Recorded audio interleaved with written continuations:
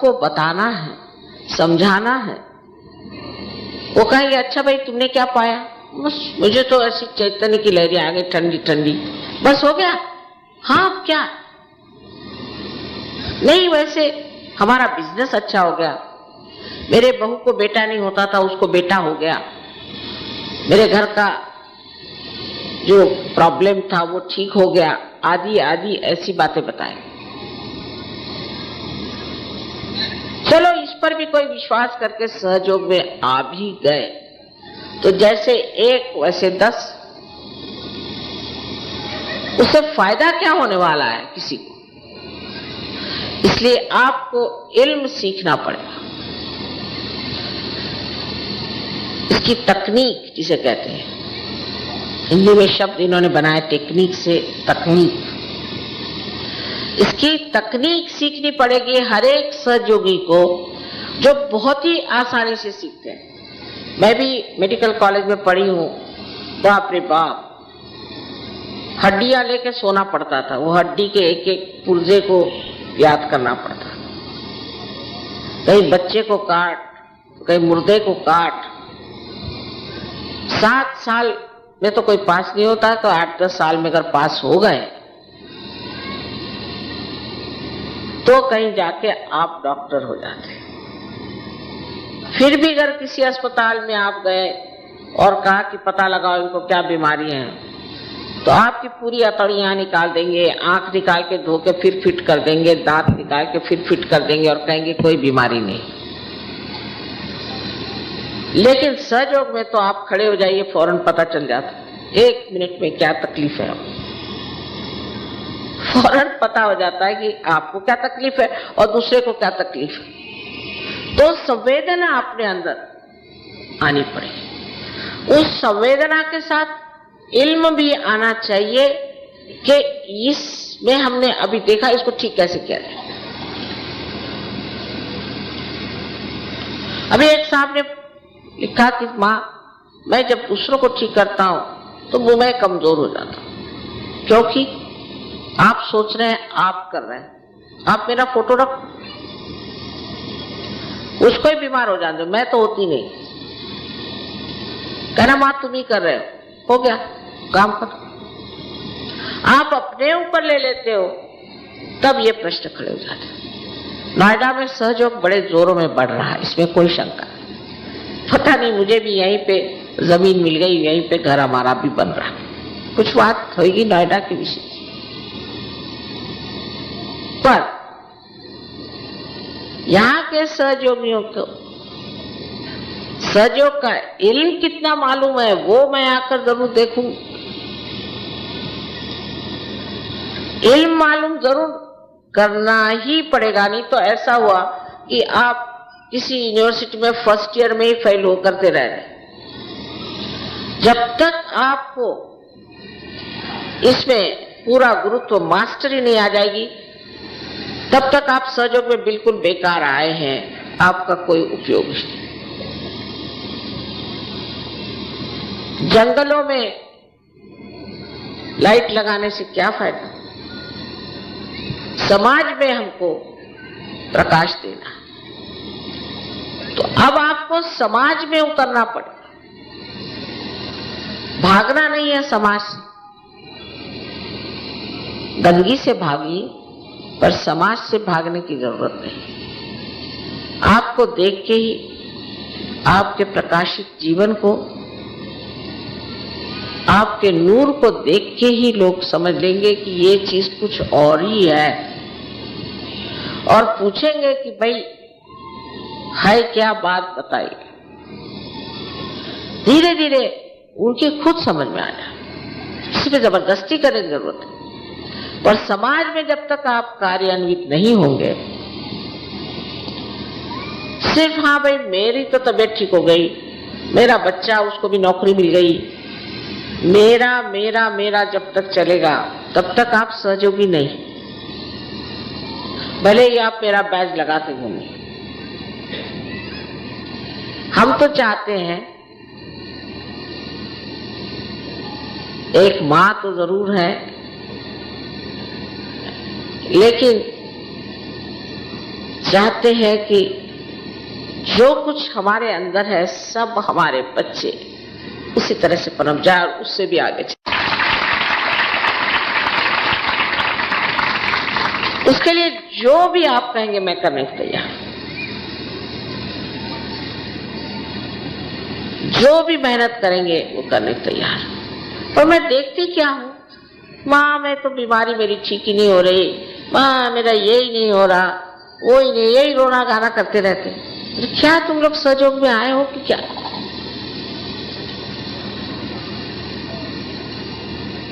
अगर सहयोग में आके आपकी बीमारी नहीं ठीक होती तो आप में कोई ना कोई खराबी है, सहयोग में कोई खराबी। तो अच्छा है फिर से जन्म ले लो, छोड़ो सहयोग को। ऐसा सहयोग क्यों करते? बेहतर है आप छोड़ के चले जाओ और सबको बख्शो। रोज मुझे 5-6 बजे तक बैठना पड़ता है, सवेरे 6 बजे से 6 बजे तक की यही सब रोना लेकर लोग पहुंच जाते हैं। ऐसा कोई जब कहे अब कुछ नहीं चाहिए माँ, बस सब मिल,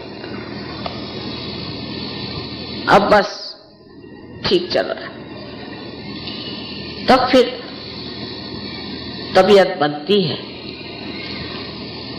और सोचते हैं कि ये समझ गए कि हमारे जीवन का लक्ष्य क्या है।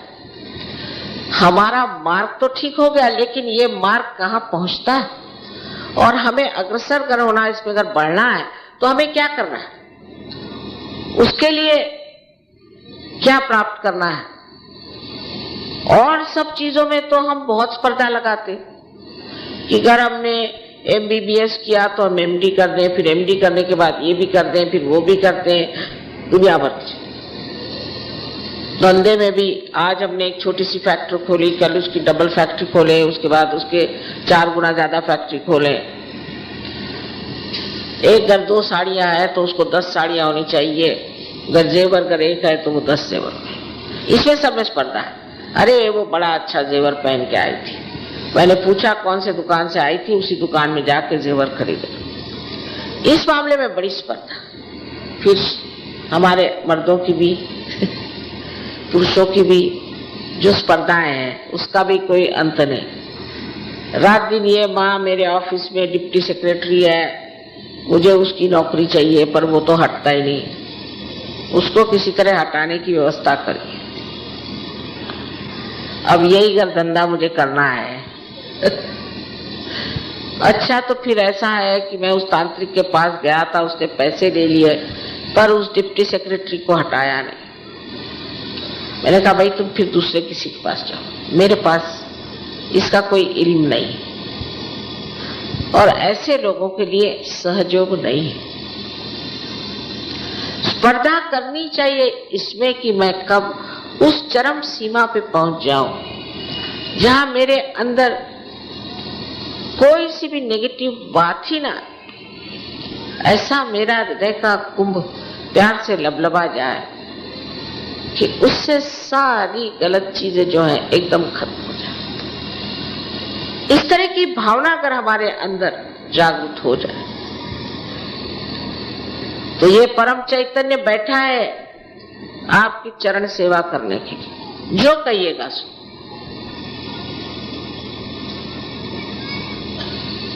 तब आपके साथ बेइंसाफी नहीं होगी। इंसाफ पूरी तरह से आपके साथ इस तरह से होगा कि आप भरपूर हो जाए। ऐसे भी बहुत से लोग सहयोग में मिले हैं और मिलते हैं। इस नोएडा में भी हैं और इस दिल्ली शहर में भी है, जहां मैं तो सोचती थी कि बबूल के झाड़ के सिवा कोई झाड़ ही नहीं हो सकता, वहां आज इतने गुलाब खिल गए हैं। हर जगह इतना कार्य हो गया, लेकिन आपको भी इसी में स्पर्धा करना है कि हम भी ऐसे ही होकर दिखा देंगे। इसके लिए कोई आपको कॉलेज में भर्ती नहीं होना है, कोई आपको पैसा नहीं देना है, कोई खर्चा नहीं करता है, सिर्फ पूर्ण शुद्ध इच्छा अंदर होनी चाहिए और इस इच्छा को क्रिया में परिवर्तित करना चाहिए।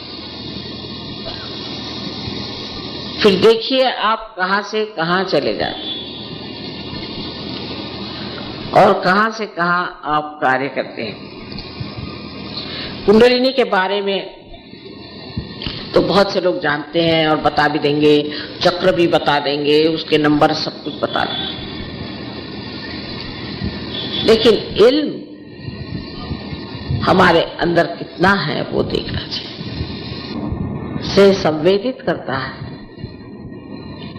आनंद से भर देता है। इस प्रकाश को संजोने के लिए सबसे पहले हमें अपनी इज्जत करनी चाहिए कि हम अब सहज योगी हैं, अब हम ये नहीं कर सकेंगे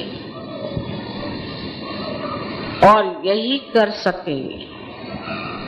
इस नतीजे पर पहुंच जाना पड़ेगा। अपने प्रति पहले श्रद्धा, प्रेम और विश्वास होना चाहिए कि हम ये करके दिखाएंगे, हम सब कुछ छोड़ देंगे।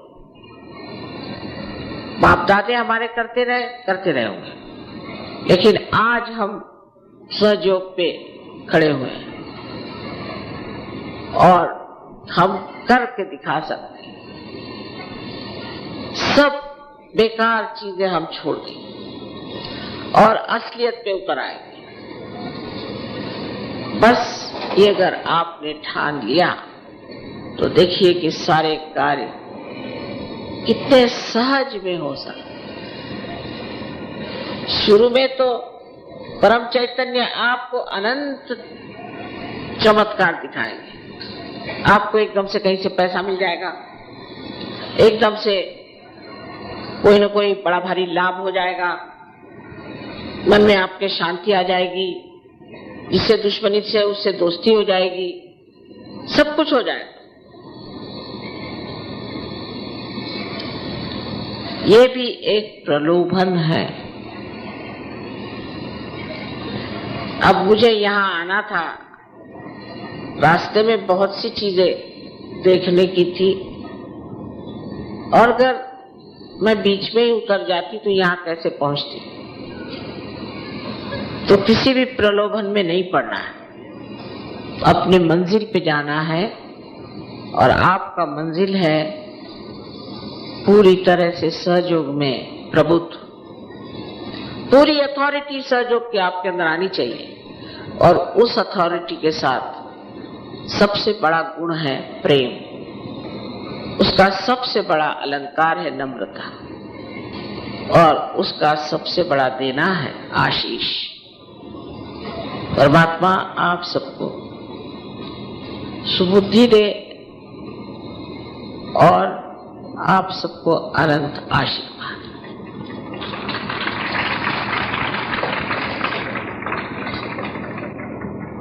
अब फिर से प्रश्नों का थोड़ा सा समय देना चाहिए। हमारी माताजी अस्पताल में दाखिल है, क्या वह ठीक हो जाएंगी?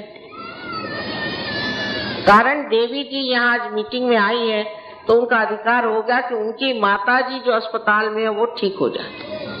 आप सहयोग में आइए, सहयोग को प्राप्त करें और फिर एक ही बार कहने से चीज हो जाती है। क्योंकि आप यहाँ मेहरबानी करके तशरीफ ले आए हैं तो अब आपके सारे अधिकार बन गए क्या? दूसरे, क्या मेरे पति की पदोन्नति होगी? अगर होगी तो कितने वर्षों में? किसी ज्योतिष के पास अगर आप जाएं तो वो बता दें। सहयोग में पहले आना चाहिए, ये है। इसको अब आगे क्या जवाब दिया जाए? सहयोग शुद्ध करने से पहले उसे अपनाने के लिए उसकी शुरुआत कहाँ से शुरू की जाए,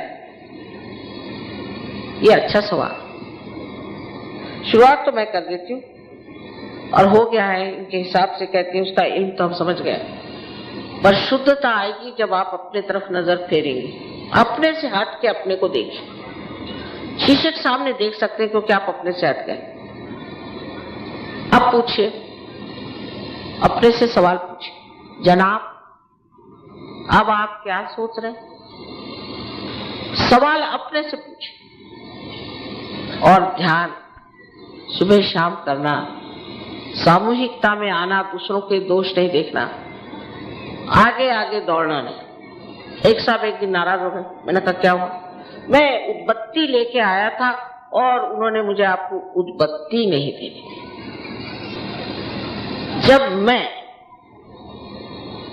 जब तक वहां पर मैं होगा आप साफ नहीं हो सकते। मैं तो कुछ भी नहीं। जब बूंद एक सागर में मिल जाता है तब वो कहता है क्या कि मैं एक बूंद, वो कहता मैं सागर हूं। ये सीमित अपने के करने की जो प्रक्रिया है कि मैं कुछ हूं, वो असीम में जब तक ढलेगी नहीं तब तक आपका जो प्रश्न है वो छूटेगा नहीं कि मैं शुद्ध कैसे हो जाऊं। मैं तो असीम, मैं तो इस विराट का अंग प्रत्यंग हूं। अब मैंने ये कह दिया, वो माला लेके जप रहे, मैं विराट का अंग प्रत्यंग हूं, ऐसे माला जपेंगे 108 बार। 108 बार के बाद जप दिया। माता जी कितने बार जपना चाहिए? क्या बेटे, ये होना चाहिए। शब्द जाल और मुंह की बड़बड़ से नहीं होता, ये होना चाहिए। मैं सहयोग सीखना चाहती हूँ। क्या पढ़ाई ज्यादा जरूरी है क्या? मैं समझ सकती हूँ। आप अगर सहयोग में आ जाएं तो आप पढ़ाई में बहुत होशियार हो जाएं, क्योंकि आपकी जो बुद्धि है वो प्रकाशित हो जाएगी। तो पढ़ाई वढ़ाई कुछ छोड़ने की जरूरत नहीं, घर छोड़ने की जरूरत नहीं है, द्वार छोड़ने की जरूरत नहीं, बीवी बच्चे छोड़ने की जरूरत नहीं, हस्बैंड को छोड़ने की जरूरत नहीं। छोड़ना इन चीजों का नहीं, छोड़ना है हमारे अंदर जो कुसंस्कार है और जो मैं है, इस दो को छोड़ना है। जीवन की परिभाषा क्या है? धर्म अपना या जीने की चाह। जीवन की परिभाषा तो ये है कि जिसने जी लिया वही उसी का जीवन है। मरगिल्लों का क्या जीवन हो? कविताएं बनाते हैं बहुत सी, गजलें ऐसी कि साहब हम तो मरते ही नहीं, तो अरे मर जाओ, मर जाओ एक बार का, सबका सरदर्द चला जाए। गजल सुन के तो ऐसा ही लगता है कि ये सब कब्र में से गा रहे हैं कि क्या। उनको मरना है तो हम इंतजाम बता देते कैसे मरना। तो ये मरगिल्ले लोगों से जीवन है। जीवन वो है जो जीता है और जीने की जिसे चाह है वो धर्म में उतर गया, क्योंकि आप धर्म के बगैर जी नहीं सकते। पर धर्म का मतलब आडंबर नहीं, बाह्य का झूठा धर्म नहीं, अपने अंदर के धर्म को जगाना पड़ेगा जो एक विश्व धर्म। अब इन्होंने एक के बाद एक अजीब से प्रश्न पूछे कि सहयोग वर्तमान में इतना अधिक असहज क्यों प्रतीत होता है। मुझे आश्चर्य है, अगर आप वर्तमान में हैं तो बहुत ही सहज, क्योंकि आप वर्तमान में नहीं, आप या तो अपने भविष्य में हैं या अपने भूतकाल में बैठे हैं, इसलिए असहज है। नहीं तो सहज में तो जीवन बहुत ही सहज हो जाता है। दूसरा, ये अहंकार क्या है, इसका निस्तारण कैसे संभव? अहंकार मनुष्य में ही होता है, क्योंकि मनुष्य को ही सोचने की एक तकनीक बन गई है कि वो सोचता है मैं ये कर रहा हूं, मैं वो कर रहा हूं। जानवर नहीं सोचते। शेर जब गाय को खा जाता तो वो नहीं सोचता मैंने पाप किया कि पुण्य किया, क्योंकि वो पशु है, वो पाश में परमात्मा के। एक शेर है वो कभी सांप नहीं बनेगा, और अगर एक पक्षी है तो वो मछली नहीं बनेगा। सबके अपने धर्म है, उस धर्म के अनुसार है। मनुष्य को परमात्मा ने ये छूट दे दी कि चाहो तो तुम स्वर्ग को पाओ या नर्क को पाओ, क्योंकि पूर्ण स्वतंत्रता मिलने से पहले थोड़ी स्वतंत्रता जरूर मनुष्य को देनी चाहिए। और इसलिए इस स्वतंत्रता में ही मनुष्य अपना अहंकार जोड़ते जाता है और ये भावना कि मैं कर रहा हूं, ये सहयोग के स्थापित होने पे टूट जाती है। कुंडलिनी जागरण का आधार क्या है, ये मेरी समझ में आया नहीं। इसका तो अनादि काल से ही वर्णन किया गया है। 14,000 वर्ष पूर्व मार्कंडेय ने इसके बारे में लिखा था। नाथपंथियों ने इसका उपयोग किया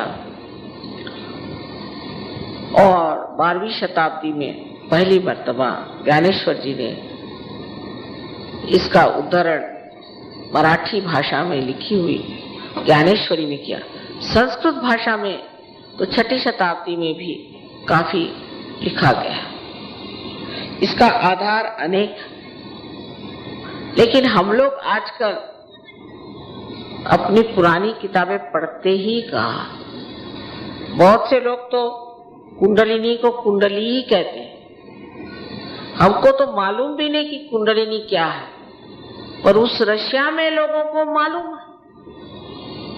और जो वहां के साधक हैं प्रदेश के, सिर्फ रशिया में नहीं हर जगह, वो इस नतीजे पर पहुंचे हैं कि अब उत्क्रांति की इस मनुष्य चेतना से अगर आपको उठना ही है तो कुंडलिनी ही उसका उत्तर। उसमें भी बहुत लोगों ने गड़बड़ की कि कुंडलिनी खराब है। कह रहे हैं कि कृपया बताइए कि हम कैसे जाने कि मेरी कुंडलिनी जागृत है। आप मेरी फिक्र छोड़िए, मेरे बारे में तो आप सोचिए ही नहीं, क्योंकि मैं बड़ी कठिन हूं। आपको मेरे बारे में समझ में नहीं आएगा और मैं अपने बारे में कुछ बताऊंगी नहीं। आपने पूछी बात ठीक है कि मैं कैसे जाने कि आपकी कुंडलिनी जागृत है, प्रश्न ठीक है, लेकिन ये जरूर जानिए कि आप अपनी पहले कुंडलिनी जागृत करके देखिए। अगर आपकी कुंडलिनी जागृत हो, जरा मुश्किल दिखता है क्योंकि घृष्टता है, आपके सवाल में घृष्टता है, अरोगंस है, पर उस पर भी अगर जागरूक हो गए, जो कि नम्रता के बगैर नहीं, मनुष्य को नम्र होना चाहिए, तो अगर जागरूक हो गई तब फिर आप समझ जाइएगा कि अगर किसी ने अगर आपकी कुंडलिनी जागरूक कर दी तो कोई न कोई बात होगी उसमें। ऐसी तो जागरूक होती नहीं। किंतु भ्रष्ट शास्त्र किए हुए प्रश्न के बारे में मैं इतना ही कहूंगी कि शायद आपकी कुंडलिनी जागरूक न हो। हाँ, ये सवाल अच्छा श्री माता जी, कृपया करके हमें आत्म साक्षात्कार दीजिए। ये असली साधक, ये असली साधक।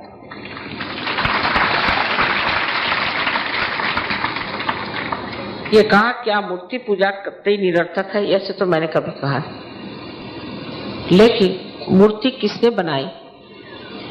सारे राक्षस लोग आजकल मूर्तियां बनाते हैं और बेचते हैं। पृथ्वी तत्व ने बनाई हुई मूर्तियां, इनको स्वयंभू कहते हैं, वो पूजनीय है, पर वहां भी 2-4 राक्षस बैठे हुए पैसा खाते हैं। मैं ये नहीं कहती कि आप निराकार की ही पूजा करें, ये बात नहीं, किंतु मूर्ति में जब तक चैतन्य नहीं बह रहा हो तो ऐसी मूर्ति की पूजा करने से क्या फायदा? हो गया?